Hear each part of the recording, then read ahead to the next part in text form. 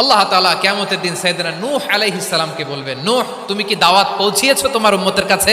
নূহ আলাইহিস সালাম বলবেন, হ্যাঁ আমি পৌঁছিয়েছি। এবার নূহের উম্মতকে আল্লাহ জিজ্ঞেস করবেন, এ নূহের উম্মতেরা, তোমাদের নবী নূহ কি দাওয়াত পৌঁছিয়েছে?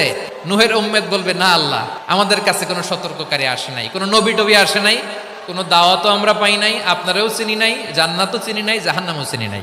নূহ আলাইহিস সালাম বিপদে পড়ে যাবেন। তখন আল্লাহ বলবেন, নূহ তুমি বললা পৌঁছিয়েছো, তোমার উম্মত বলে কিছু পায় নাই, নূহ তোমার পক্ষে কোনো সাক্ষী আছে? নূহ আলাইহিস সালাম বলবেন, আছে। কে? উম্মতে মুহাম্মাদি। তখন আমরা বলবো, আল্লাহ, আল্লাহর নবী নূহ আলাইহিস সালাম তিনি আপনি যা যা বলেছেন ঠিক তা তা তার উম্মতের কাছে পৌঁছে দিয়েছে। এবার নূহের উম্মতের সাথে আমাদের ঝগড়া লাগবে। তারা বলবে, তোমরা আসছো আমাদের হাজার হাজার বছর পরে, তোমরা কি করে জানলা? তোমাদের সাক্ষী ধর্তব্য হবে না। আমরা তখন বলবো, আমাদের কোরআনে তোমাদের নবীর নামে আল্লাহ তাআলা একটা সূরা নাজিল করেছেন, সূরাতে নূহ।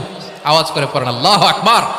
আমরা বলবো, আমাদের কোরআনে তোমাদের নবীর কথা আল্লাহ আমাদেরকে জানিয়েছেন, দিন রাত এক করে তোমাদের কাছে তিনি দাওয়াত পৌঁছেছেন। তোমরা কানের মধ্যে হাত দিয়ে রাখতা, চেহারাটা কাপড় দিয়ে ঢেকে রাখতা, আল্লাহর নবী নূহকে পিটিয়ে ছালা দিয়ে পেঁচিয়ে তোমরা পাহাড়ে তুলে রেখে আসতা। সব আমরা জানি।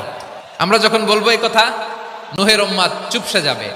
তখন আমরা সত্য বলেছি কিনা এটা আল্লাহ তাআলা জানতে চাইবে বিশ্বনবীর কাছে। তখন বিশ্বনবী আমাদের পক্ষে সাক্ষী দিবেন।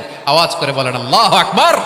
এজন্য আল্লাহ বলেন, নবী আপনি হচ্ছেন সাক্ষ্যদাতা, সব নবীদের উপর আপনি হবেন সাক্ষী, আবার আপনার উম্মতের সাক্ষীর উপর আপনি হবেন সাক্ষী। তার মানে নবী গো, কিয়ামতের কঠিন ময়দানে আপনি হবেন রাজ সাক্ষী।